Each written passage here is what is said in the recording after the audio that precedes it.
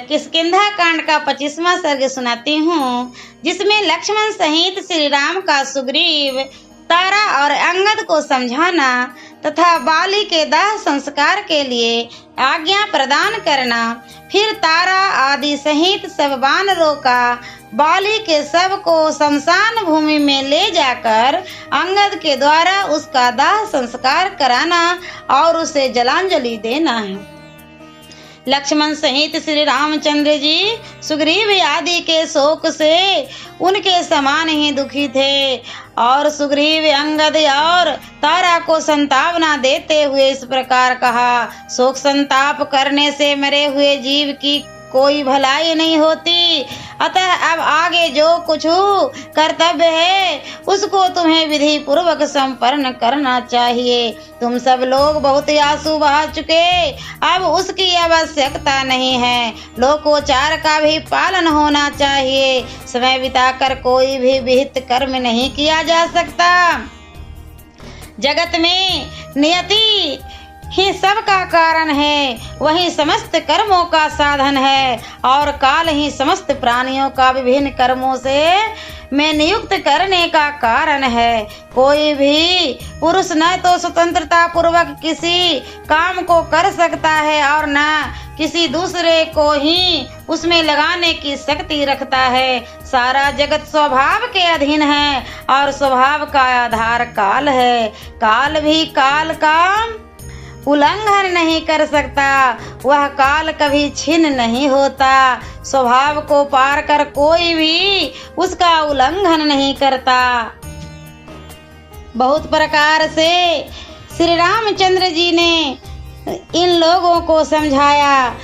श्री रामचंद्र जी की बात समाप्त होने पर शत्रु वीरों का संहार करने वाले लक्ष्मण ने, जिनकी विवेक शक्ति नष्ट हो गई थी, उन सुग्रीव से नम्रता पूर्वक इस प्रकार कहा, सुग्रीव, अब तुम अंगद और तारा के साथ रहकर बाली के दाह संस्कार संबंधी प्रेत कार्य करो। सेवकों को आज्ञा दो, वे बाली के दाह संस्कार के निमित्त प्रचुर मात्रा में सूखी लकड़ियां और दिव्य चंदन ले आवे। अंगद का चित्त बहुत दुखी हो गया है, उन्हें धैर्य बंधाओ। तुम अपने मन में मूढ़ता न लाओ, किंग कर्तव्य विमूढ़ न बनो, क्योंकि यह सारा नगर तुम्हारे ही अधीन है। अंगद पुष्प माला, नाना प्रकार के वस्त्र, घी, तेल, सुगंधित पदार्थ तथा अन्य सामान जिनकी अभी आवश्यकता है शीघ्र ले आवे। तारे, तुम शीघ्र जाकर वेग पूर्वक एक पालकी ले आओ, क्योंकि इस समय अधिक फुर्ती दिखानी चाहिए। ऐसे अवसर पर वही लाभदायक होती है। पालकी को उठाकर ले चलने के लिए योग जो बलवान एवं समर्थ वानर हो वे तैयार हो जाएं। वे ही बाली को यहाँ से शमशान भूमि में ले चलेंगे। सुग्रीव के से ऐसा कहकर शत्रु वीरों का संहार करने वाले सुमित्रा नंदन लक्ष्मण अपने भाई के पास जाकर खड़े हो गए। लक्ष्मण की बात सुनकर तारा के मन में हड़बड़ी मच गई। वह शिविका ले आने के लिए शीघ्रता पूर्वक किष्किंधा नामक गुफा में गया। वहां से शिविका ढोने के योग सूरवीर वानरों द्वारा कंधों पर उठाई हुई उस शिविका के साथ लेकर तार फिर तुरंत ही लौट आया। वह दिव्य पालकी रथ के समान बनी हुई थी। उसके बीच में राजा के बैठने योग्य उत्तम आसन था। उसमें शिल्पियों द्वारा कृत्रिम पक्षी और वृक्ष बनाए गए थे, जो उस पालकी को विचित्र शोभा से संपन्न बना रहे थे। वह शिव का चित्र के रूप में बने हुए पैदल सिपाहियों से भरी प्रतीत होती थी। उसकी निर्माण कला सब ओर से बड़ी सुंदर दिखाई देती थी। देखने में वह सिद्धियों के विमान से प्रतीत होती थी। उसमें कई खिड़कियां बनी थी, जिनमें जालियां लगी हुई थी। वह मनोहर शिल्प कर्म से सुशोभित थी। शिल्पियों द्वारा निर्मित गुफा और वन वह सुसज्जित थी तथा लाल चंदन द्वारा उसे विभूषित किया गया था। ऐसी पालकी का अवलोकन करके श्री रामचंद्र जी ने लक्ष्मण की ओर देखते हुए कहा, अब बाली को शीघ्र ही यहाँ से शमशान भूमि में ले जाया जाए और उनका प्रेत कार्य किया जाए। तब अंगद के साथ रुदन क्रंदन करते हुए सुग्रीव ने बाली के शव को उठाकर उस शिविका में रखा। मृत बाली को शिविका में चढ़ाकर उन्हें नाना प्रकार से अलंकारों, फूलों के गजरों तथा भांति भांति के वस्त्रों से विभूषित किया। तदंतर वानरों के स्वामी राजा सुग्रीव ने आज्ञा दी कि मेरे बड़े भाई का औधर्वदेहिक संस्कार शास्त्रानुकूल विधि से संपन्न किया जाए। आगे आगे बहुत से वानर नाना प्रकार के बहुसंख्य रत्न लुटाते हुए चले, उनके पीछे शिविका चले। इस भूतल पर राजाओं के औधर्वदेहिक संस्कार उनकी बढ़ी हुई समृद्धि के अनुसार जैसे धूमधाम से होते देखे जाते हैं, उसी प्रकार अधिक धन लगाकर सब वानर अपने स्वामी महाराज बाली का अत्यंतेशित संस्कार करें।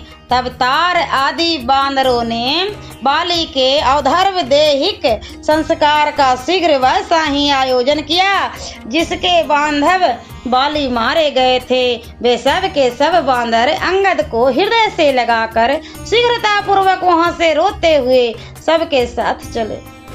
उनके पीछे बाली के अधीन रहने वाली सभी वानर पत्नियां समीप आकर हा वीर कहती हुई अपने प्रियतम को पुकार पुकार कर बारंबार रोने चिल्लाने लगी।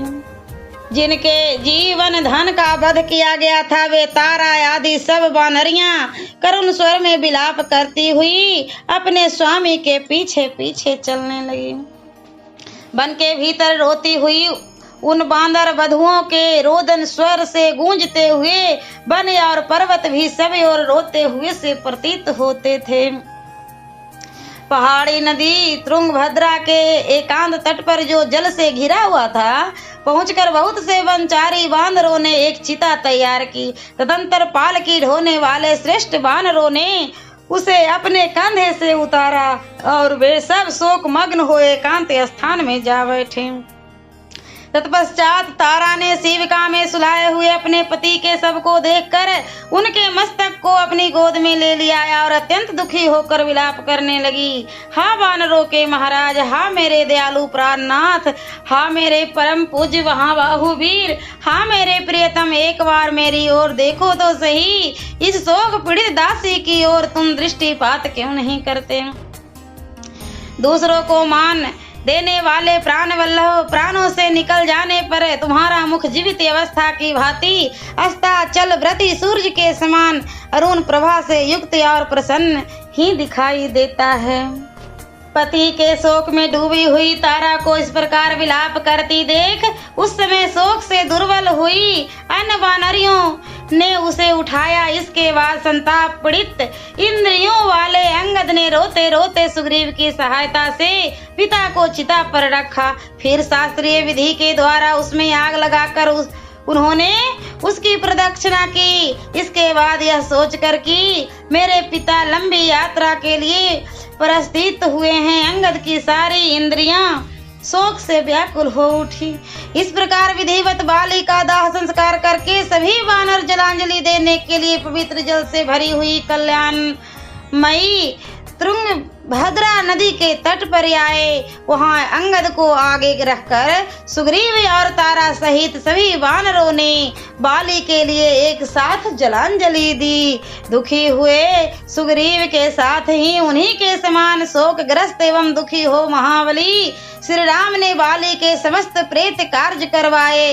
इस प्रकार इक्ष्वाकु वंश शिरोमणि श्री राम के बाण से मारे गए श्रेष्ठ पराक्रमी और प्रज्वलित अग्नि के समान तेजस्वी सुविख्यात बाली का दाह संस्कार करके सुग्रीव उस समय लक्ष्मण सहित श्री राम के पास आ गए। सियावरे रामचंद्र की जय। और मैं अगले वीडियो में किष्किंधा कांड का 26वां सर्ग सुनाऊंगी।